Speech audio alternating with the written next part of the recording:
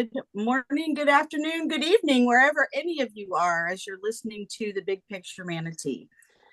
Welcome, and we're here on our mission that provides a nonpartisan space to listen, learn, inform, engage, and educate the public about issues affecting Manatee County.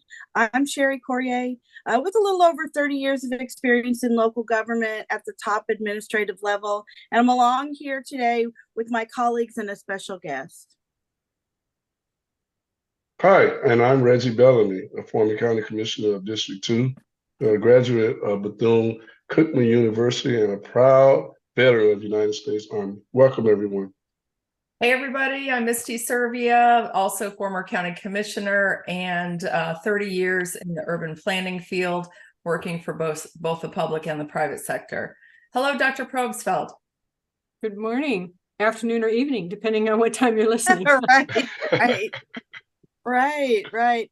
Dr. Probstfeld's our guest this morning. We're so excited to have her here. And as we get started, we just want to remind everyone that the views expressed here are our own and not reflective of the Big Picture Manatee as a whole. So as our special guest today, Dr. Probstfeld, please give us just a teeny little background of how you got to be in charge of the State College of Florida. Well, I like to say I'm just the luckiest person in the world. I was in the right place at the right time.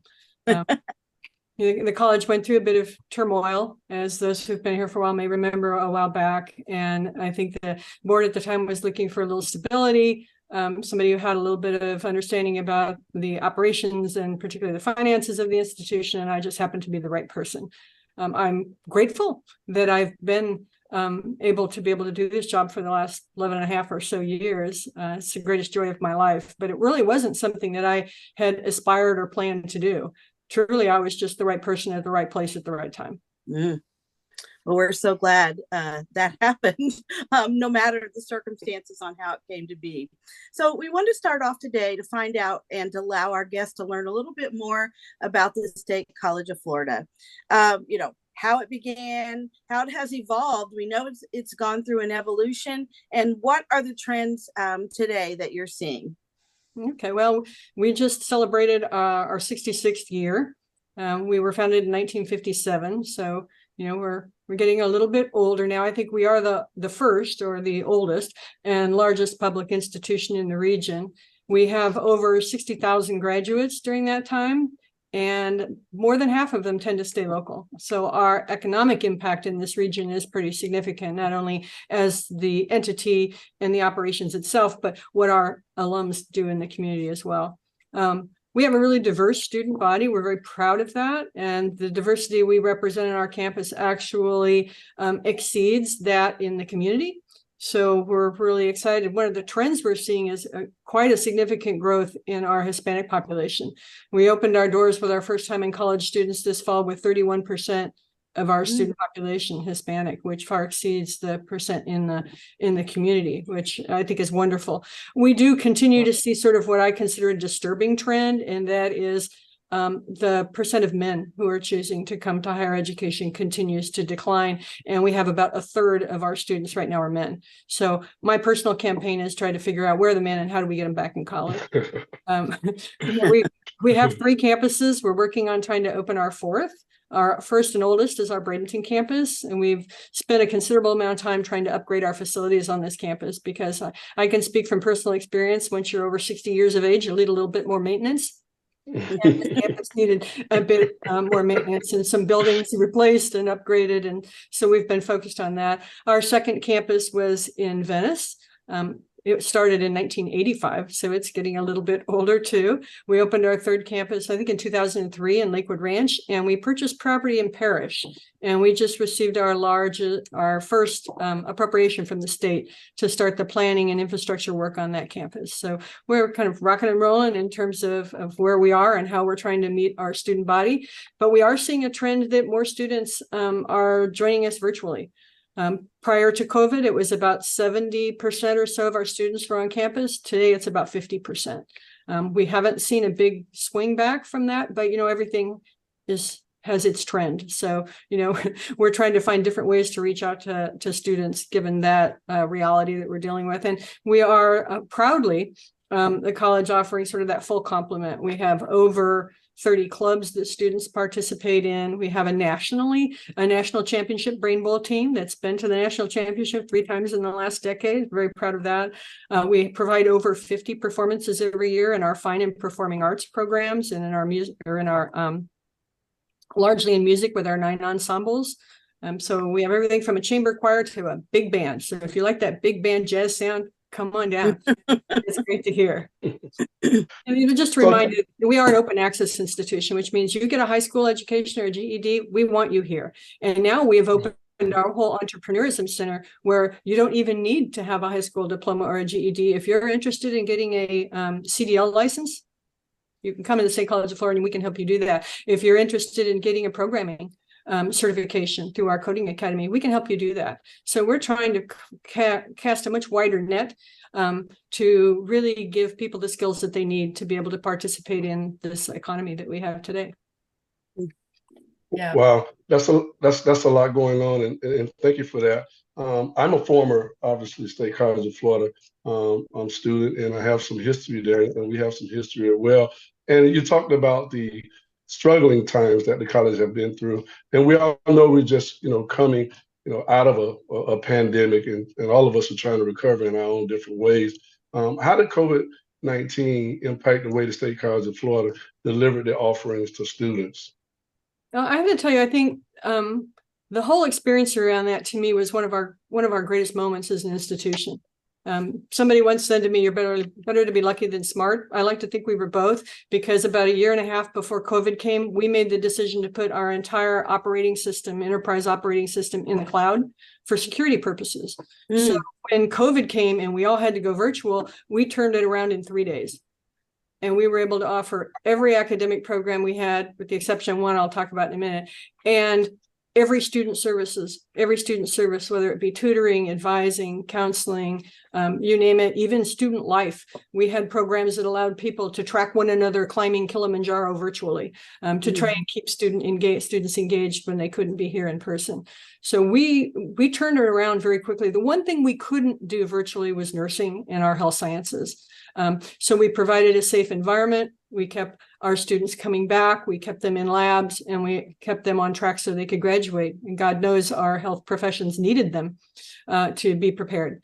And so we kept moving in that regard. And, and we finally discovered, and this is somewhat of a sad thing during this time, that many of our students, for many of our students, this was the safest place they could be. Yeah. And so it was really important to us to figure out how, after only 6 weeks, we opened our doors again and had students back. And a humbling moment for me was when I had students standing, waiting to get, their books and getting into class, begging me, please don't close the college. And I said, we won't, as long as you do what we're asking you to do, and you do the social distancing, and you wear your mask, and you take care of each other, we won't close our doors. And so it was, it was a very difficult time for a lot of people, but I'm just really proud of how we got through it. And our infection rate on campus, even though we opened so quickly, was less than what it was in the surrounding community. So we did a pretty good job of taking care of each other. One of the things we did, Reggie, in response, that we continue to do, is we launched this thing called Web 2.0, or SCF Live. So in a format very much like this, students can participate in classes. In the past, we had what you would call asynchronous online. So you would go on at your own time and you would post things on the board and do your assignments and that kind of stuff, but there wasn't this live interaction. So we were able to install the software and the hardware and enable various classrooms so we could provide this type of experience to students. We outfitted faculty homes with what they needed to be able to continue to do classes like this for students. And then when we were able to come back, we realized that this has another application. And this, I think, is what is so great about it. We have Lakewood Ranch and Venice campus, which tend to be our smaller campuses. And often those students have to travel to Bradenton to get the courses they need. They don't have to do that anymore. We can actually host them live on Venice, and students from the other two classes can participate, or host them live at Lakewood Ranch and host them live at Bradenton. So students aren't having to make that trek up and down I-75 to get the classes they need to graduate. So that's been a really wonderful thing that came out of COVID-19. There are always great opportunities that come out of those hard times, right? And I loved hearing that story. So I am also someone who attended SCF, but back in the day, we called it Manatee Junior College. So been through two since then. It was MJC, MCC, and now SCF. But thank you for being here. And I loved what you just said when you said we're trying to get more men back in the programs, because are the men dropping off or are the women stepping up? Because that's kind of what I've heard, is that there are more and more women going into college, especially the STEM program. So is it fewer men or more women? I think it's both. I do think that there are some really harsh statistics as to what's happening to our men between the ages of 18 and 38. The suicide rates, criminal activity, inability to find work, inability to support families is just really, really eye-opening and sobering, and that we have to find a better way to engage our young men. If you look at our high schools, we're about 50-50% men, boys and girls. But then when you get into college, it changes radically. We used to say, well, they're going and working. And now we know that's not happening in the numbers that we thought. But we are seeing more women coming too, women who didn't know or think they had the option. We've put programs in like our Bridge to Baccalaureate program to help our minority students, Black, Brown, and then our women to try and get into those STEM fields. And that's been fairly successful. We had a lot of slowdown in that during COVID because STEM is really hard to keep going during COVID, but it's bouncing back right now. But I think, and this is just Carol speaking, I think that we have put so many things in place over so many years. Title IX is a good example to support women, that I think we need to start thinking about what are the kind of things we need to put in place to support our men. Because we're going to be in a crisis if we don't do that, and do that really soon. Yeah, I agree. As the mother of a daughter and two boys, I will tell you, our daughter ran to college and couldn't wait to get there. And both of our boys said, you know what, we want to go to college eventually, but we're joining the military while we're young and strong. So they did not have any desire to go right out of high school, but they both are now taking classes in the military. So good for you. Thank you for sharing your children with us as part of our military. We're very proud of our veterans program, by the way, at State College of Florida. It's one of our largest club programs on our Venice campus and our Bradenton campus. And I think we do a pretty good job of providing support services for our veterans and trying to get them reconnected. And, we kind of came full circle on it. We first tried to create sort of this insular group of our veterans, and we created veteran-only classes. And then we thought, maybe we're not doing our veterans the best service, because we need to integrate them back into the rest of society. And so we've kind of taken another view on that and trying to get clubs to work together on different types of things so that we're not isolating people from one another, but we're bringing them together. Well, so I think that's interesting, and thanks for having a veterans program, which kind of brings me, to some thoughts. And it's not necessarily for me, but if an individual would like to explore opportunities at State College of Florida, what would you recommend for them to do? I would say, come see us. We have people who are waiting. You want to come on our campus, we will take you on a tour. We will take you into classrooms. We'll show you what we have going. If you're not quite ready for that, you can go to our website. We'll be launching a new website in January. But for now, we have our existing websites. Not quite as easy to navigate, but you can find every program, whether it's a certificate, a degree, 2 or 4 year, or just a course. If somebody just wants to take a class in something, it would all be there. But our big push right now is, my mantra, to know us is to love us. So if we can get you on campus and meet the amazing people that are here and talk to our faculty and talk to other students, then I think that's how people will get the best understanding and impression of what's here and what might be here for them, and help them identify what maybe really where their interests lie.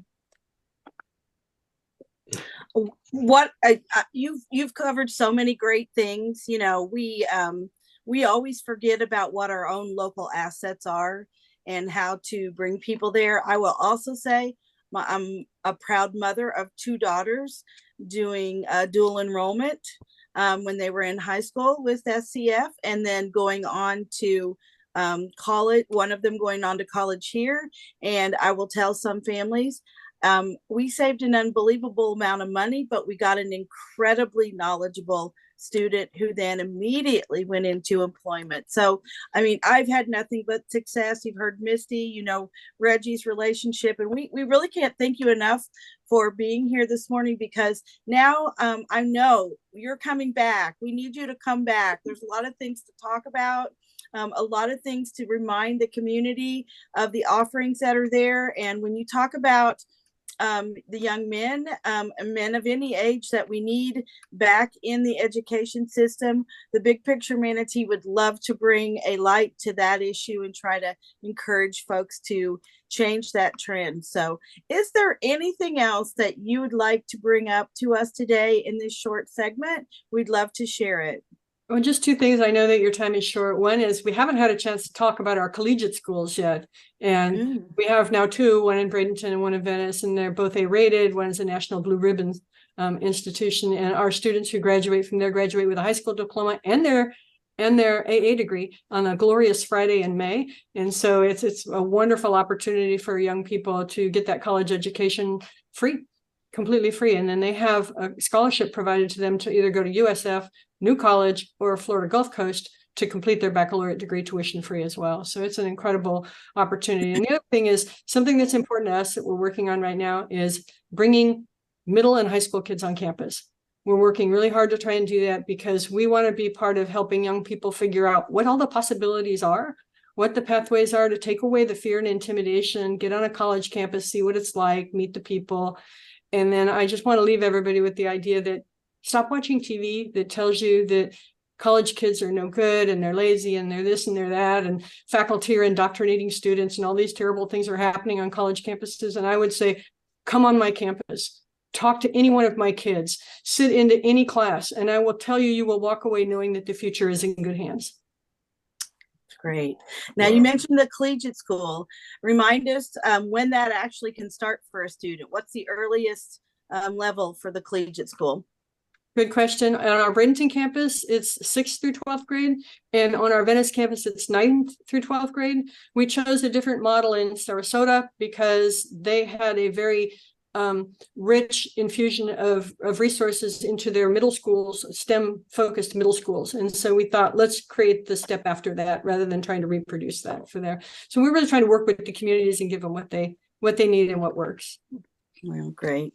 Well, we know every new school year is exciting for you with all of the preparation that you have. We want to thank you for being here today. Appreciate all the great information and updates on the State College of Florida. I want to encourage our viewers to check out more of what Dr. Probstfeld has shared with you, and to let's go visit the campus is what we need to say, right? That's right. Thank you. Right. Thank you for the opportunity. It's been a pleasure. Thank you. So we just want to thank everyone for watching and tuning in, listening to the great information from Dr. Probstfeld about our fantastic State College of Florida. Remember, you can watch us by subscribing to our YouTube channel, which is the Big Picture Manatee. And while you're there, don't forget to like us. You can also find us on Facebook at the Big Picture Manatee and on our website at thebigpicturemanatee.com. And Dr. Probstfeld, we usually always get comments back from people after each show, and that allows us to move forward with inviting you back in the future. So thank you for your time here today. We appreciate it, and have a great rest of your school year. Thank you. I appreciate it. So long. Bye-bye. Thank you.